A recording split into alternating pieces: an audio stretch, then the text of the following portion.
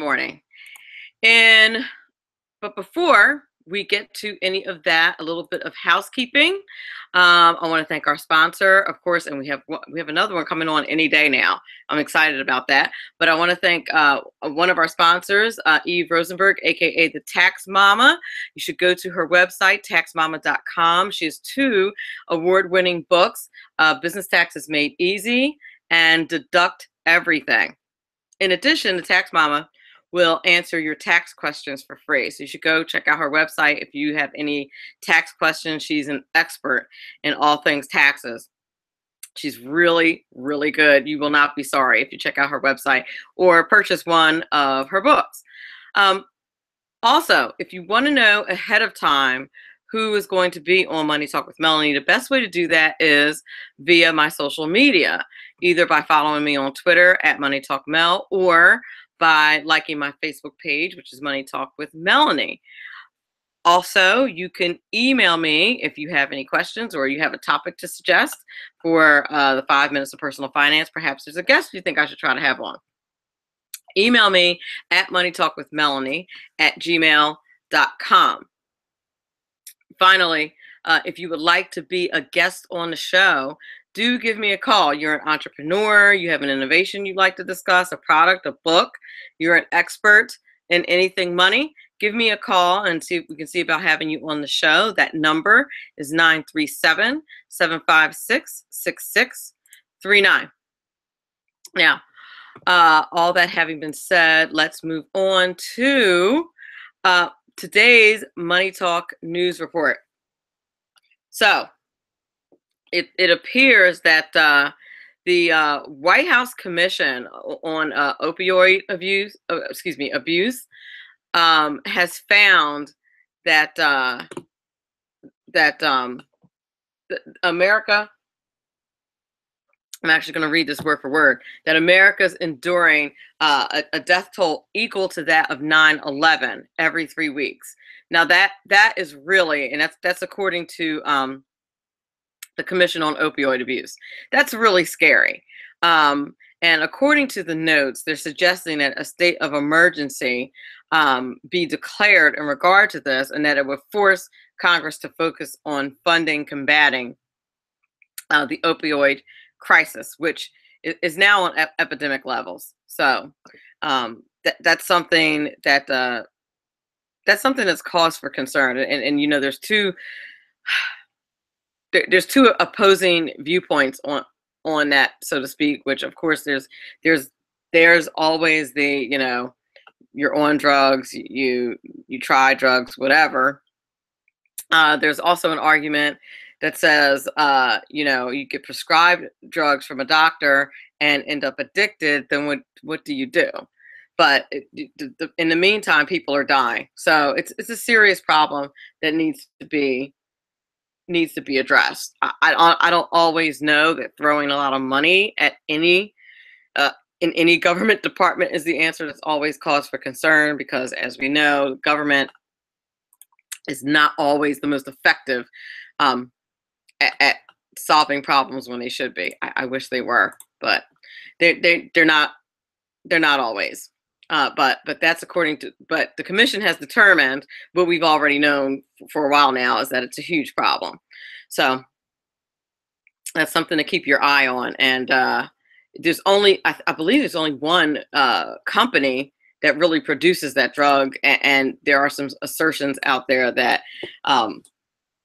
that they were not as forthcoming with physicians, et cetera, about its addictive qualities. Who knows? I have a feeling there'll probably be a lawsuit coming, and they're going to meet that out in court. Also in the news, Anthony Scaramucci is back in the news. People want to know whether or not he's going to be going back to Wall Street. Who knows? I'm not sure that I really care.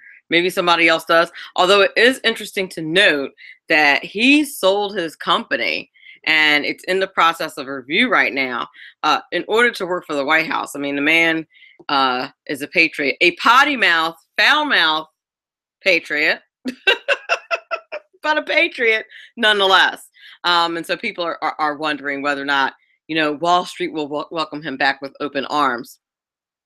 It's hard to tell, but something to keep your eye on. I mean, the worst thing that will happen to him is he goes back to being like a gazillionaire and goes back to his life on Wall Street. I don't feel like that bad for him. It's been a bad week, but poor guy. But you just don't do that. Like, you just really don't. I don't understand, but I try to be Miss Manners anyway. So what do I know? Also, Los Angeles is going to host the 2028 Summer Olympics. And Paris is going to host in 2024. So all you Olympics fans, which apparently there's fewer and fewer of them, if you wanted to know where the Olympics was going to be held for the next over the next 8 years, that's how it's going down. So it's going to be Los Angeles in 2028 and Paris in 2024. There's something called extreme commuting that I'm really familiar with before. And what extreme commuting is if it takes you more than an hour to get to work every day. And I can attest to this, as the last job that I had in outside of media, I had an hour and 20-minute ride one way to work, and it was absolutely brutal. Well, apparently this way of commuting is growing significantly. According to the Census Bureau, 21% of commuters spend at least an hour on the road, and that was in 2013.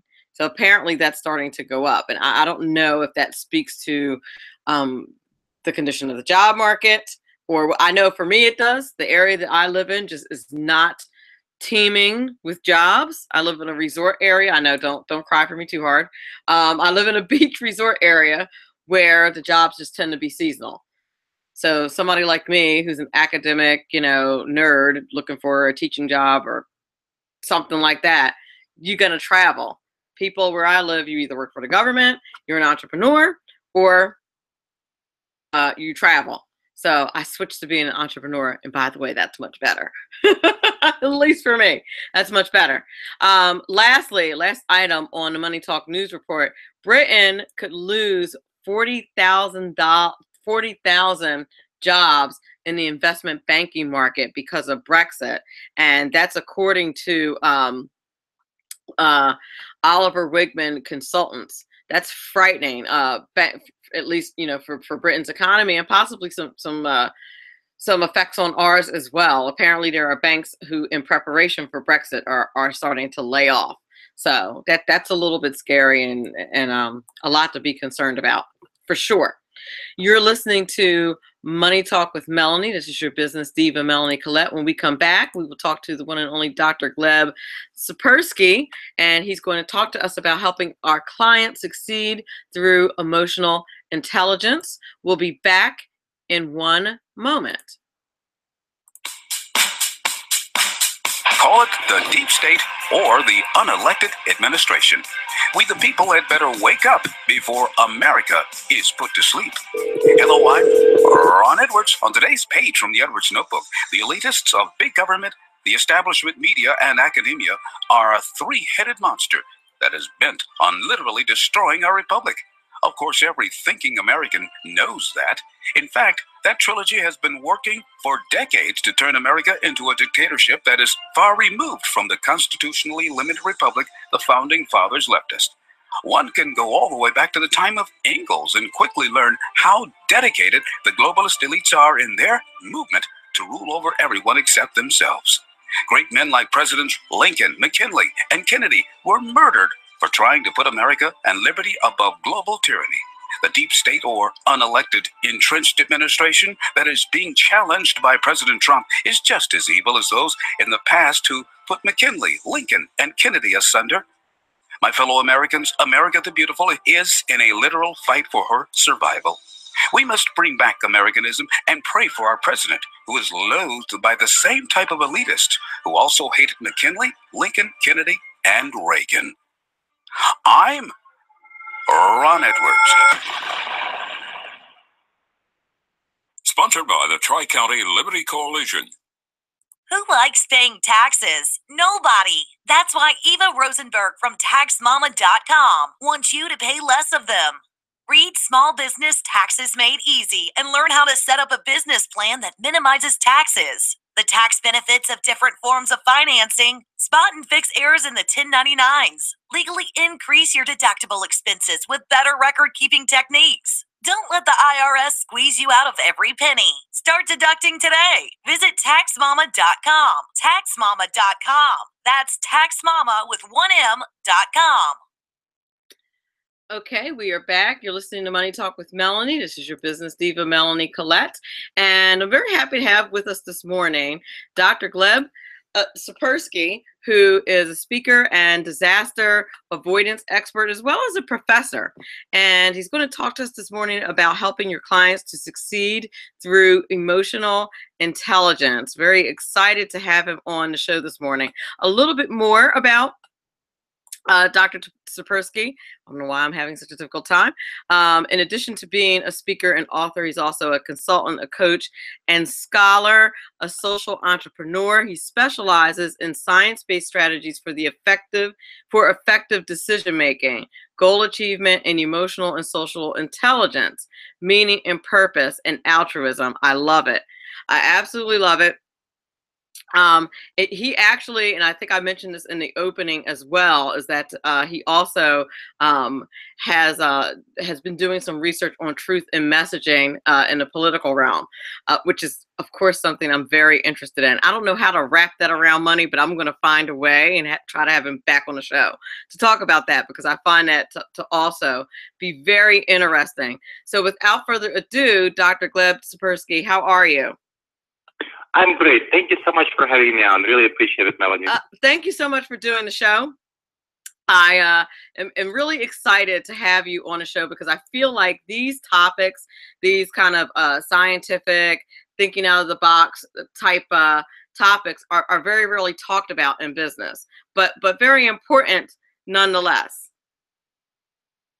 Absolutely. They are very important, and because they relate to the basics of how we make decisions.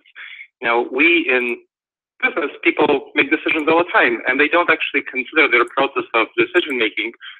They go with their guts, their intuitions, their emotions, and very often it actually leads them astray, and they lose a lot of money that they could have not lost otherwise. And some businesses go bankrupt, and it's really unfortunate for me to see that. And that's one of the reasons why I'm doing what I'm doing. I want to help prevent people from making bad decisions when their emotions lead them astray. And that's a big concern. Absolutely. Absolutely. So now when we talk about emotional intelligence, what is it exactly that we're talking about? Can you describe that for our audience? Happy to do that. So emotional intelligence has to do with our ability to be aware of our emotions, one, then manage our emotions, two, then three, be aware of the emotions of others, and four, manage other people's emotions, influence their emotions. So those are the four components of emotional intelligence, and the latter two are sometimes referred to as social intelligence. So being aware of other people's emotions and being able to manage other people's emotions. So you'll hear them referred to that way. But these are the four basic components of emotional intelligence. Excellent. And so if we know that as entrepreneurs, if we have an awareness about that as entrepreneurs, how does that help us? Yeah, it's really important because, again, once we are aware of our emotions, we can see that sometimes our emotions are leading us astray, leading us to make bad decisions. I'll give you an example. One of the common patterns that happens with entrepreneurs, with people who start up new businesses, is excessive optimism. There's actually a scientific name for it called optimism bias. Really? And overconfidence. So people tend to be excessively optimistic and excessively overconfident. You know, when there's a study done on when people are asked, how many of you consider yourself above average drivers? Around 93% of people consider themselves above average drivers. Now that's interesting, considering not a very good estimate. Or when people are asked, you know, how much, if you are 99% confident in this thing, then you actually, and people say they're 99% confident this will occur, then you actually see whether it occurred, and they're only right about 4 out of 5 times, so 80% of the time. That's an overconfidence of about 2,000%. And imagine how much that helps Las Vegas when people lose their money there. Very good point. Now, those are casual examples for everyday people, but these apply very well to entrepreneurs. When entrepreneurs are thinking about making a new investment, let's say launching a new product, if they tend to be over-optimistic and overconfident, they will put their money into something that won't pan out. There's a reason that about 80 to 90% of new small businesses, close and go bankrupt because people don't do nearly enough research and evaluation about whether their business will succeed. And they just go like, well, I'll just print out some business cards and I'll open my restaurant and I'm sure it'll go fine. Easy Whereas peasy. in reality, they tend to be way too overconfident about the market demand, about their ability to manage things. They don't put enough efforts into professional development to improve their skills, and they make a bad decision. So overconfidence and overoptimism really tend to lead us astray. And this is just one of many, many thinking errors that comes about through a lack of emotional intelligence, for people's lack of their awareness of their overoptimism and their overconfidence. And they don't notice that that's what's happening within them, and they make bad decisions. They don't manage their emotions, and their emotions lead them astray. You just said a mouthful. Like I'm sitting here absorbing. I hope my audience is absorbing as well, because that is now you gave over optimism as an example. Overconfidence and optimism bias. So those are two things that folks can look up on Wikipedia. So this is a pretty good resource for this. So optimism bias and overconfidence effect. And people can look those up. They tend to go together. Now, is that what is prevalent among entrepreneurs, or is there such thing as being too pessimistic and that having a negative effect? That's a problem. So people who tend to be too pessimistic. You asked about entrepreneurs. Entrepreneurs generally don't tend to suffer from pessimism bias.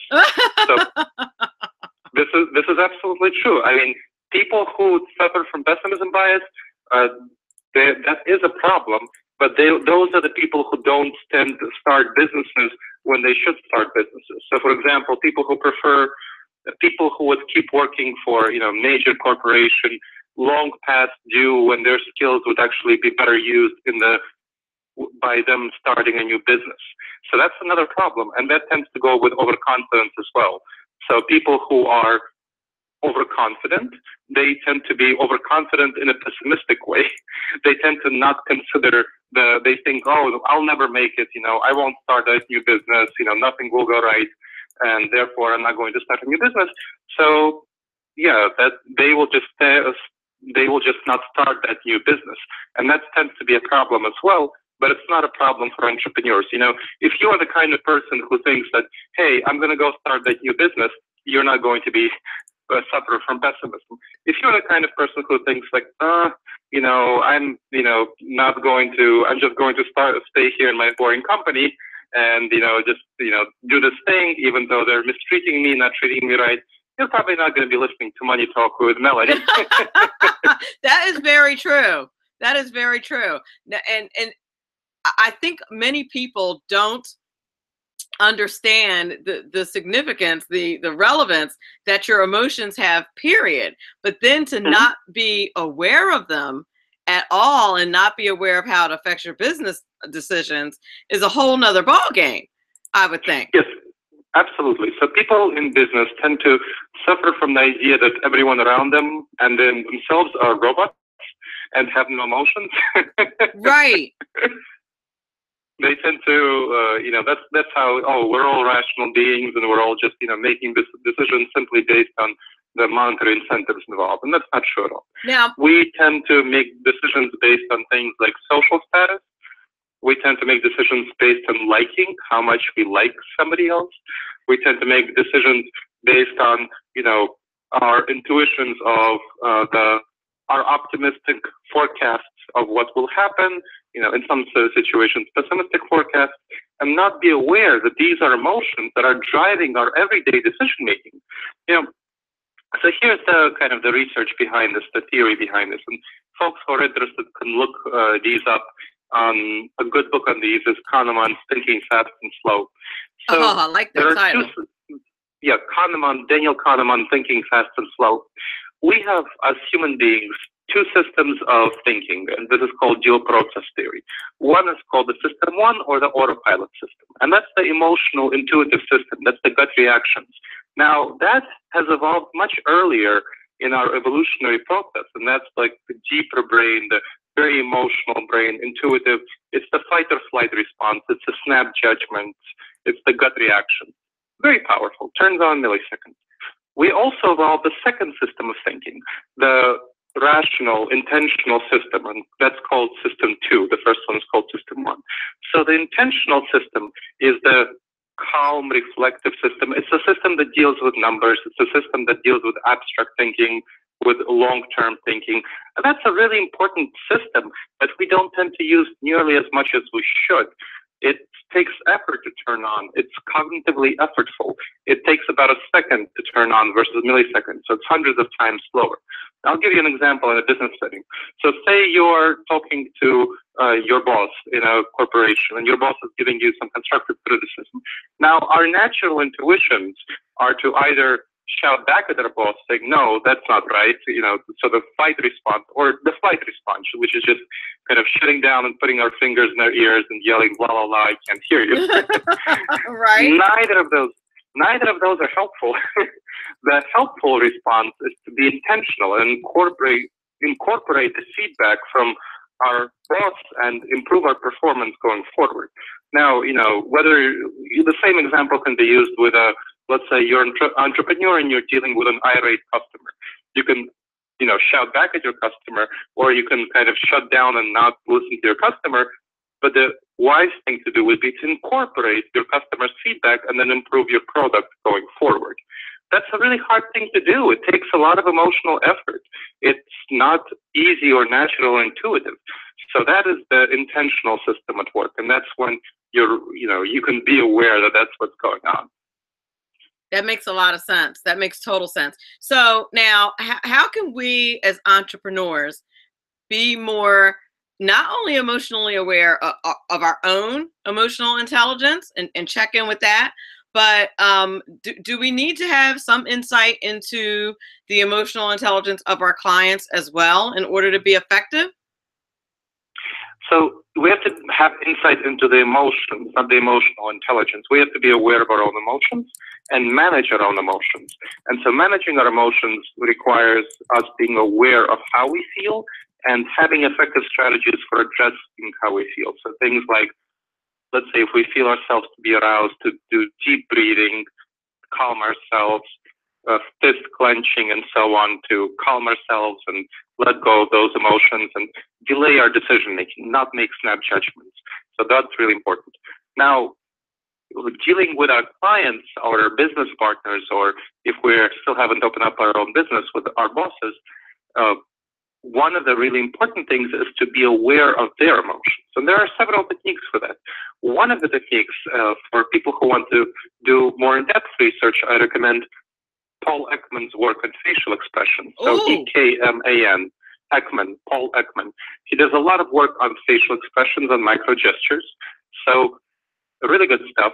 And that is a really good way of reading other people's emotions. Emotions that they may not be aware they're having. Now that you know about emotional intelligence, you need to be the adult in the room, so to speak. Knowledge is responsibility now, right? Yeah, you need to be the adult in the room. If you're dealing with a client and your client has an expression of anxiety or alarm on their face when you're telling them something, you need to be aware that that's what your client is experiencing, and then be able to manage your conversation in such a way as to calm down your client, even if your client is completely unaware that she's experiencing anxiety, and that your client may not be nearly as emotionally intelligent as you are. And so you need to be aware of that and address that. So now you have really good information that, like, okay, your client is experiencing anxiety over something I said? How do I figure out what is she experiencing anxiety about? Did I quote her number for, a cost that's going to be too high for her? Did I did I say something that would make her feel like this is too burdensome of a new product or something like that?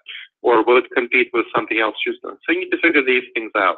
And being able to read your client or read your customer or read your boss is going to be really important for you to be able to achieve your goals.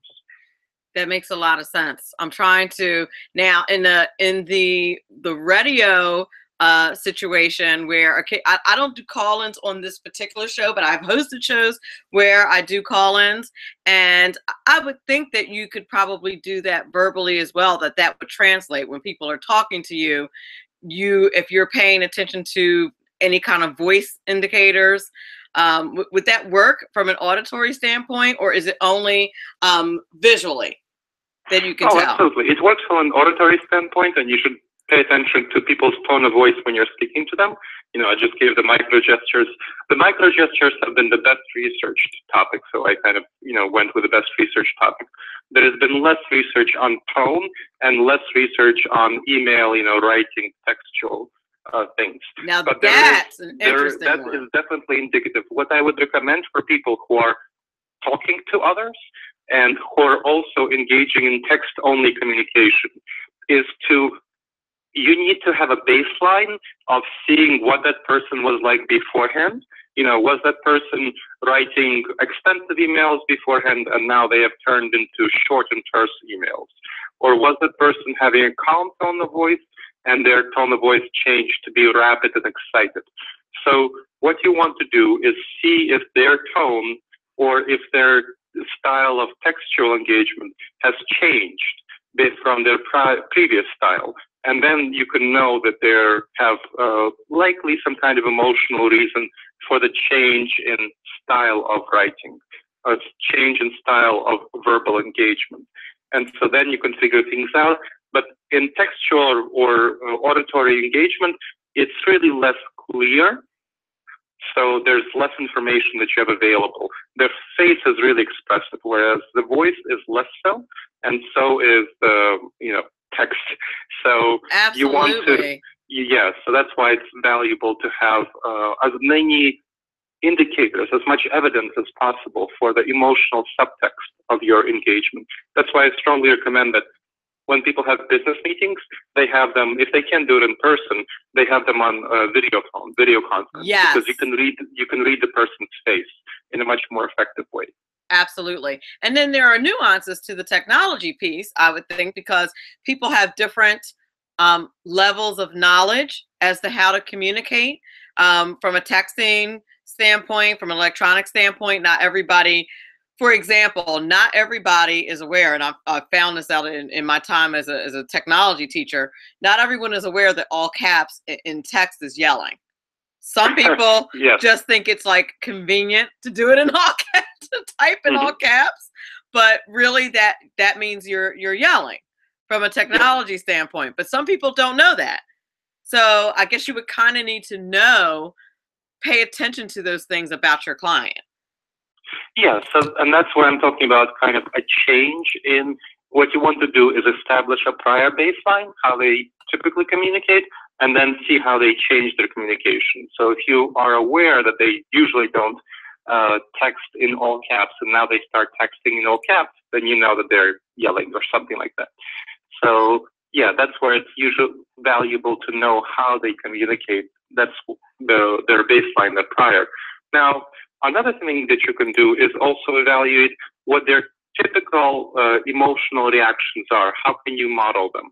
So a useful technique here is to try to put yourself in their shoes and see what you think from their perspective, not your perspective, how they would react to something. Now, this is somewhat challenging because different people have different personalities. For example, there's been good research by Jonathan Haidt showing that people who are conservative and who are liberal have just different sorts of personalities, and they have different sorts of reactions. Understatement of the year. Go ahead. That's a huge understatement and a great example, liberals versus conservatives. Absolutely. And this translates really in very powerful ways to business that changes people's engagement with, if you know that your business partner is liberal, then you can model that they will have certain emotional reactions Yes. that are going to be different than if your business partner is conservative. And so that will change how they engage with what you're saying. So if you know that you're different in your values than your business collaborator, then you want to incorporate that into your modeling of the other person's personality and their emotional reaction. So don't simply use yourself as a model for how the other person will react. That is so true. I've experienced this in my social media quite a bit. I'm a card carrying conservative, and and the same posts that I make in social media that my liberal friends will absolutely freak out over and be very upset, my conservative friends will be cheering me on, saying like I'm the best thing since sliced bread. So it's really and a lot of it has to do with being emotional versus non-emotional, and just how people take things depending on their political slant. So that's just an excellent point, and an excellent point in bringing up how it translates to business, which is why a lot of business people kind of avoid anything political in their social media, which is a wise thing to do. Sure. Yes. Before I let you go, can you tell the audience where they can find more information about your research? If anybody wants to hire you to speak, how do we get in touch with you? Sure. So the easiest way to find me is to go to my website, which is disasteravoidanceexpert.com. All of our decision-making, little decisions, these are the things that tend to lead to disastrous decisions. And my aspiration is to help people, individual entrepreneurs and businesses and organizations avoid disasters. And so disasteravoidanceexpert.com is my website. And if they want to just chat to me, they can always email me at gleb@intentionalinsights.org. Again, that's Gleb, Gleb, at intentionalinsights.org. I love it. Thank you so much for being on the show this morning. I really hope to have you back to talk about the whole media, honesty and media election cycle stuff. That's going to be good. Sure. I'd love to come back and talk about that as well. Absolutely. So I'll be in touch. Thank you so much. You have a great day. You too. Thank you so much for the conversation. Absolutely. Bye-bye. How fantastic was he? I know I say that about all my guests because they are, but he just really gave us some very good insights about how to use emotional intelligence in business, which I appreciate it. When we come back on the other side of the break, we're going to talk 5 minutes of personal finance. How many credit scores do you have? Do you know? Are you aware? And are you aware of which ones are valuable and which ones are not? We're going to talk about that on the other side of the break. You're listening to Money Talk with Melanie. This is your business diva, Melanie Collette. Will be back in a few moments. From the war front to the streets of our nation's capital, men of faith, Dr. Michael Jones, the underground professor, and Kenneth McClinton, the exceptional conservative, bring both constitutional gravitas and spiritual perspective on today's issues to the most influential Christian urban talk show, 9:05 p.m. Eastern, Thursdays. It's a new day on New Day, Black and Red.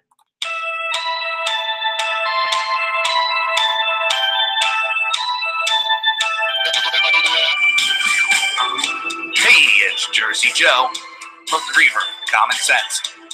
You can catch me every Wednesday night, 8 p.m. Eastern Standard Time on shrmedia.com. That's every Wednesday night, 8 p.m. Eastern Standard Time, shrmedia.com.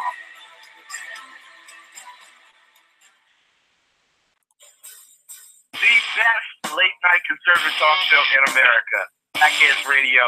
And listen, there are no people better on the air to give you the best in conservative talk than Sackhead Sean and Sackhead Clint. And we're working on immigration papers for a certain other guy who happens to work here too. For those who are tuning in around the world to the best in late-night conservative talk, Tackheads Radio. The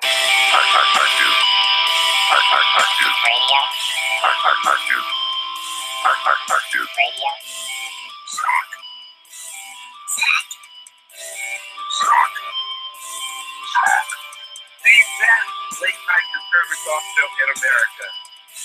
In America.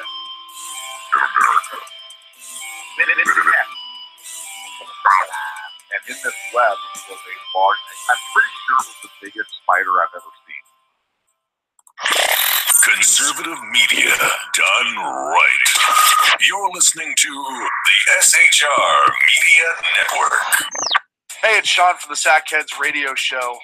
Also one of the owners here at the SHR Media Network.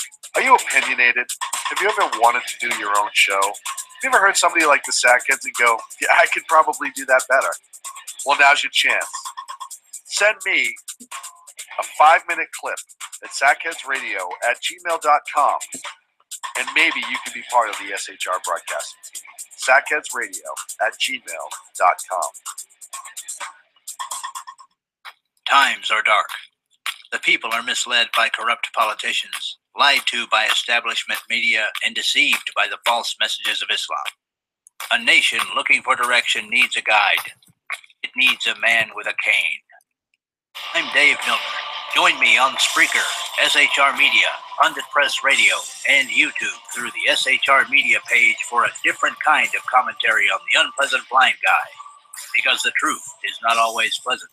Hey, this is Mim from Freedom Fest, the world's largest gathering of free minds. Join your friends from SHR Media at the beautiful Paris Resort in Las Vegas, Nevada, July 19th through the 22nd for 3 amazing days of liberty-oriented discussion, investment advice, and the Anthem Film Festival. It's our big 10th anniversary, featuring keynote speaker William Shatner and Freedom Fest favorites, including Steve Forbes, Jim Rogers, Lee Edwards, David Boaz, Doug Casey, Dinesh D'Souza, John Stossel, Lisa Kennedy, Grover Norquist, Peter Schiff, and many more. Don't miss out. Register at freedomfest.com for $100 off the regular registration rate when you use the all-caps code SHR Media. Featuring right thinking from a left brain and doing the job the American maggots won't. BZ is fundamentally changing America one diaper at a time. Just when safety pin manufacturers are running out of metal for the diapers of the leftists, where the speech is free, but the drinks are not. The Bloviating Zeppelin's Berserk Bobcat Saloon can be heard every Tuesday and Thursday night, commencing at 11 p.m. Eastern and 8 p.m. Pacific, where pushback is a requisite art form in and of itself. Let your ossicles be truly liberated when you listen to the Bloviating Zeppelin's Berserk Bobcat Saloon, only on SHR Media Network. No ferrets were harmed in the making of this ad. Conservative media done right. You're listening to the SHR Media Network.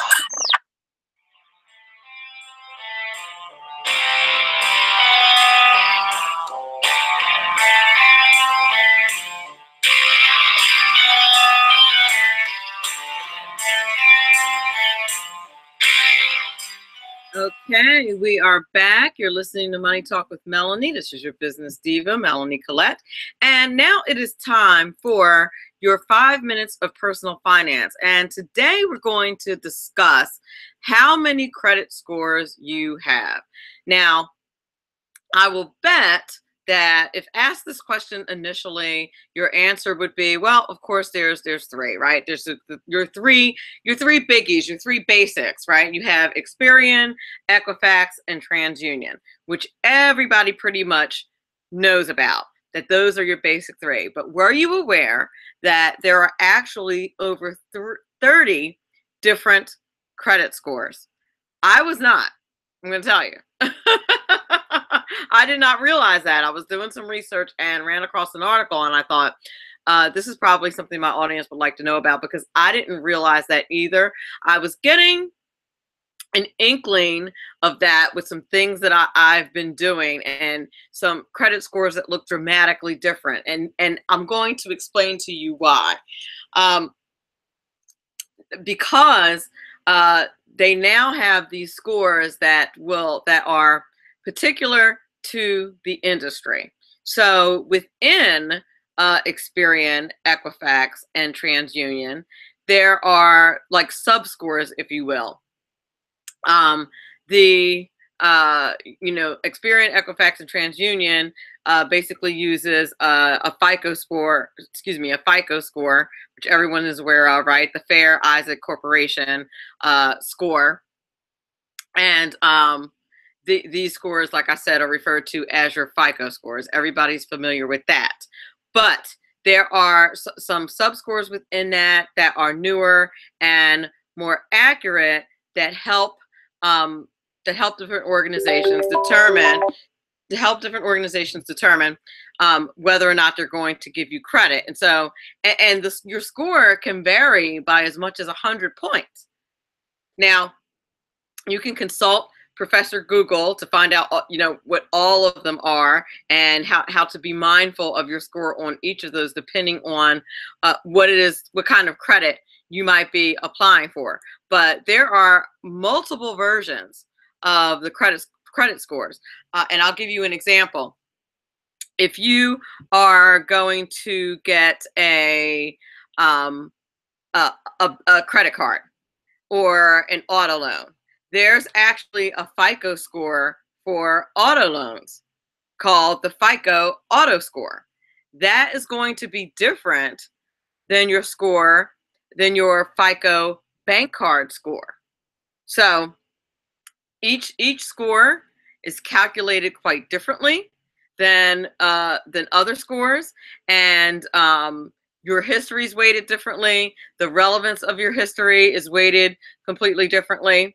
And like I said, it can vary by as much as 100 points. Now, how do you find those scores and how much do they cost? Well, like I said, if you consult Professor Google, you can find out how many different credit scores are available to you and what the costs are. Some of them are absolutely free. As we know, the TransUnion ones, your TransUnion, your Equifax, are free. Your Experian are free, but the scores, depending on how intricate they are and what they're pertaining to, can cost up to $60.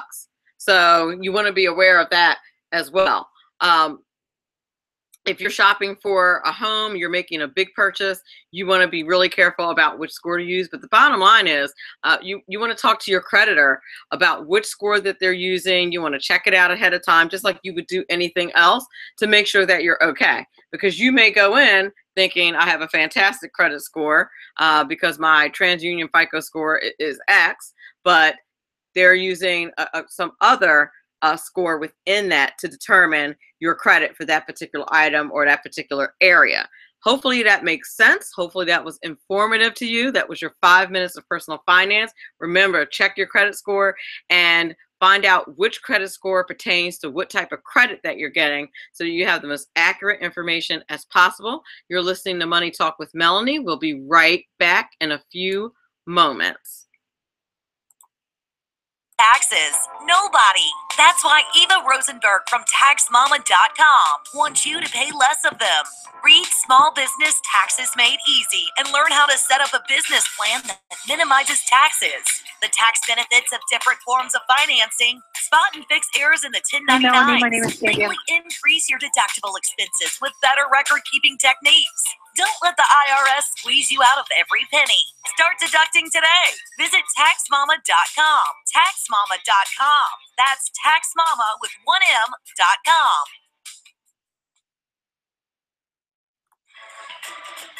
From the war front to the streets of our nation's capital, men of faith, Dr. Michael Jones, the underground professor, and Kenneth McClinton, the exceptional conservative, bring both constitutional gravitas and spiritual perspective on today's issues to the most influential Christian urban talk show, 9:05 p.m. Eastern, Thursdays. It's a new day on New Day, Black and Red. The best late night conservative talk show in America, Sackheads Radio. And listen, there are no people better on the air to give you the best in conservative talk than Sackhead Sean and Sackhead Clint. And we're working on immigration papers for a certain other guy who happens to work here too. For those who are tuning in around the world to the best late night conservative talk, Tackheads Radio.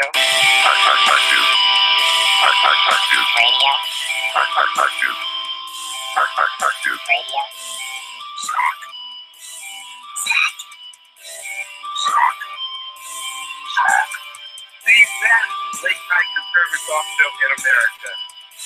In America.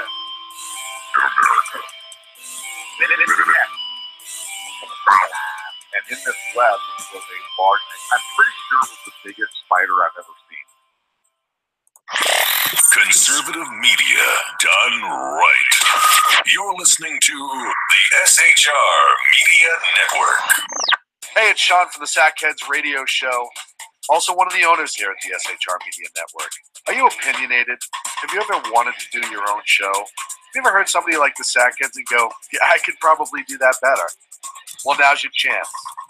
Send me a 5-minute clip at sackheadsradio@gmail.com, and maybe you can be part of the SHR broadcasting team. sackheadsradio@gmail.com. Times are dark. The people are misled by corrupt politicians, lied to by establishment media, and deceived by the false messages of Islam. A nation looking for direction needs a guide. It needs a man with a cane. I'm Dave Milner. Join me on Spreaker, SHR Media, Pundit Press Radio, and YouTube through the SHR Media page for a different kind of commentary on the unpleasant blind guy. Because the truth is not always pleasant. Hey, this is Mim from Freedom Fest, the world's largest gathering of free minds. Join your friends from SHR Media at the beautiful Paris Resort in Las Vegas, Nevada, July 19th through the 22nd for 3 amazing days of liberty-oriented discussion, investment advice, and the Anthem Film Festival. It's our big 10th anniversary, featuring keynote speaker William Shatner and Freedom Fest favorites, including Steve Forbes, Jim Rogers, Lee Edwards, David Boaz, Doug Casey, Dinesh D'Souza, John Stossel, Lisa Kennedy, Grover Norquist, Peter Schiff, and many more. Don't miss out. Register at freedomfest.com for $100 off the regular registration rate when you use the all-caps code SHR Media. Featuring right thinking from a left brain and doing the job the American maggots won't. BZ is fundamentally changing America one diaper at a time. Just when safety pin manufacturers are running out of metal for the diapers of the leftists, where the speech is free, but the drinks are not.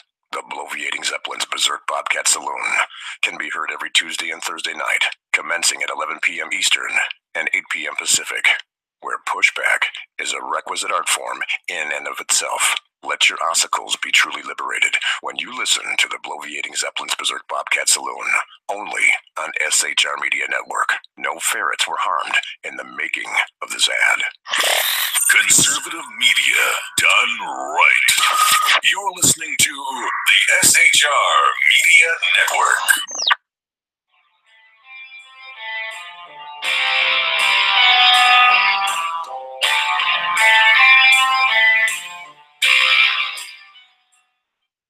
Okay, we are back. You're listening to Money Talk with Melanie. I want to thank everyone who is listening today, and I want to thank everybody in the chat for listening. Also, like to thank my guest today, Dr. Gleb Tsipursky, who told us all about how to use emotional intelligence to help our clients. And don't forget to review the 5 Minutes of Personal Finance. You might want to go back and listen to that, as it describes how the different types of credit scores, there are actually over 30, can affect how your credit scoring comes out. So you want to consider that. Also, I want to let you guys know that on Friday, Tamara Kleinberg will be back. She is an innovation enabler. She was one of my first guests on Money Talk with Melanie. And on Friday, we are going to discuss small business marketing strategies and avoiding different traps when it comes to small business marketing strategies. There are plenty, and she is absolutely an expert. She's a multiple TED Talk presenter and an entrepreneur in her own right. So I'm looking very forward to having her back. If you want to research a little bit about her, check out go to launchstreet.com. That is her website. I also want to thank our sponsor, for today, the one and only Eva Rosenberg, aka Tax Mama. If you have not checked out her website, you want to do so as soon as possible. She will answer your tax questions for free, and she also has 2 books that are award-winning that you can purchase from her website. One is Small Business Taxes Made Easy, and the other one is Deduct Everything, which I would think we would all want to learn how to do, especially those of us who are have that entrepreneurial spirit or have a side hustle of any kind. So make sure you do that. Join me again on Friday, and remember, all of this is important because it's your money.